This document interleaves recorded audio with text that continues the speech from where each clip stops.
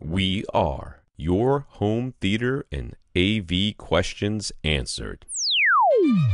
This is AVRant.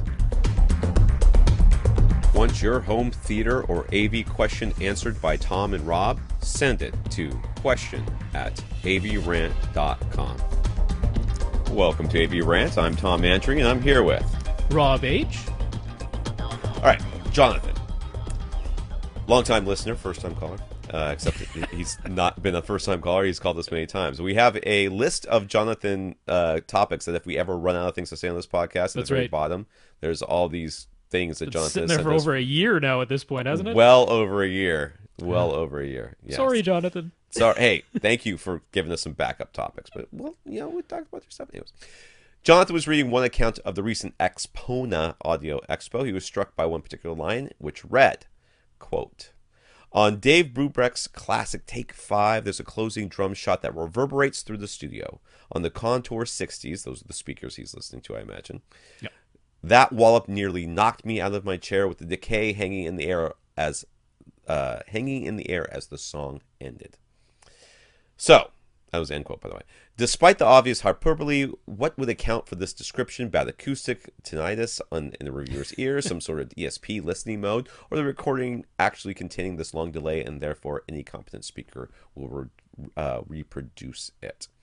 Yes, I seriously doubt he was literally knocked out of his chair, so that is hyperbole. He did say nearly knocked me out of my chair. Okay. He did say literally. Even that, I think, is an exaggeration. I would think so. Okay, so AXPONA, along with many other high-end audio shows, tend to happen at hotels. Mm-hmm. And you walk from room to room. They will sometimes have larger rooms, like auditoriums, set up for people like Wolf, who have more money than God, and they set up their monster projector in their own. They'll have the projector has its own box that goes in that because it has to have its own AC unit that's attached to it, and they'll put like 50 chairs in this auditorium, project a 300-inch screen up there, and whatever. It's all very with like whatever speaker system that they can get in there that's massive and huge, and they turn it up way too loud to hurt your ears. So you go from room to room, generally speaking, very small, normal. Maybe you get one bed in there, maybe two small beds in there, and then they take all the furniture out and they set up far too big speakers with a couple of chairs, and you sit there and you listen. And it's always too loud, and it's always, it's very rarely a very pleasant listening experience. But you get an idea of what these speakers sound like. And oftentimes these speakers are very, very large. They're meant for, two-channel listening in rooms that are much bigger and dedicated, and for people who have more money than hearing ability, apparently. So this is the environment in which you're set. Now, if you are whoever this reviewer person is, they're probably wearing a name tag. They shoot everybody else out of the room, set up a chair for him or her wherever they wanted it to be, and then they sat there and did the listening test with whatever they wanted to listen to, and then waited on them hand and foot in hopes that they would say something good about their speakers on their website, because that can make or break their business. I've seen it happen. I mean, that's literally exactly what happened with a stereophile guy I walked into a room I was in. Like, we all got pushed to the back of the room. We were allowed to stay, but they were like, "You want to sit here? Would you like to sit here? Where would you like to sit? Would you like something to eat? We have something to drink. Would you like something to drink? Just some coffee? We want beer? We want a martini? Something?" It was very sycophantic, is what I would call that one. So anyways, what would describe this? My first reaction to this is that room is ringing like a bell. And you're getting knocked out of your chair because you're sitting in a mode that's really quite bad, or maybe the speakers are just super not linear. It's a drum shot, so I mean that's high frequency stuff that's ringing. Yeah. Still, I mean higher than where you would have a room mode.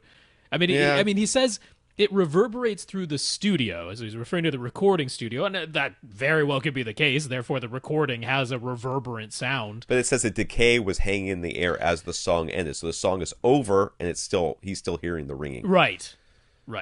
So yeah, something in the room is ringing.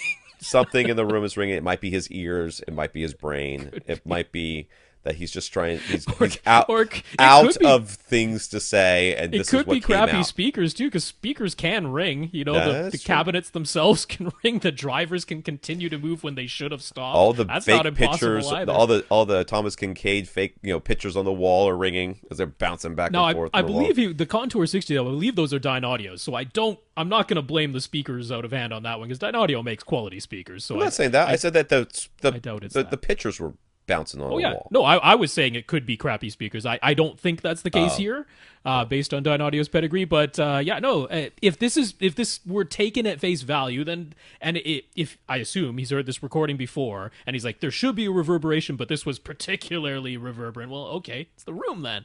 Yeah, it's the room. It's your head. You're honestly just running out of stuff to talk about. Yeah, that's what it comes down to. These guys. This isn't even why would this be a positive?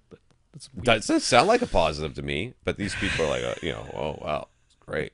Actually, yeah, if you say, it nearly knocked me out of the chair, the decay was hanging in the air as the song ended, it shouldn't have done that. This was a bad demo. Like, those could I be ran the screaming words. from the room. Covering my ears saying, la, la, la, la, la, you can't make me listen anymore. La, la, la. Yeah.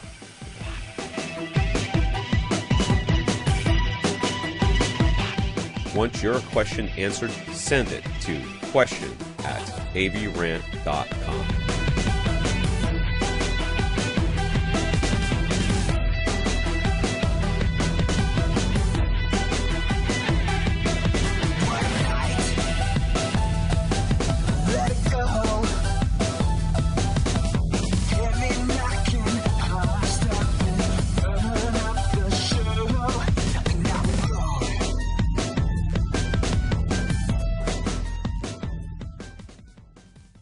This is AVRant. Now go out and listen to something.